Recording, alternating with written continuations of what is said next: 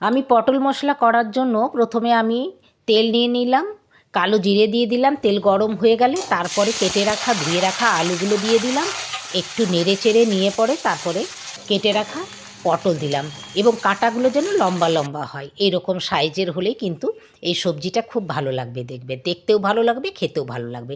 এরপর পরিমাণ মতো হলুদ, কাশ্মীরি লাল লঙ্কা এগুলো দিয়ে দিলাম। কতকগুলো কাঁচা লঙ্কা আমি চিড়ে এর মধ্যে দিয়ে দিলাম দেখুন। এরপরে এটা নেড়ে চেড়ে নিয়ে পরে পরিমাণ মতো লবণ এর মধ্যে আমি ছড়িয়ে দিলাম। এরপরে একটু নেড়ে চেড়ে নিয়ে পরে এটাকে ঢাকা দিয়ে দিলাম। এটা ভাপেই সেদ্ধ হবে, কোনো রকম জল এঁটে দেবেন না। ঢাকা খুলে নিলাম আর একটু নেড়ে চেড়ে এর মধ্যে বাড়ির তৈরি করা ভাজা মশলাটা আমি দিয়ে দিলাম। এটা আমার শর্টসে আছে, আপনারা চাইলে দেখে নিতে পারেন। তারপর আরেকবার আমি ঢাকা দিয়ে দেবো, আলুটা সেদ্ধ হয়ে গেলেই এটা কিন্তু হয়ে যাবে। দেখুন ঢাকা দিয়ে দিলাম, একটু পরে ঢাকা খুলে দেখে নিলাম আলু সেদ্ধ হয়ে গেছে, হয়ে গেল পটল মশলা।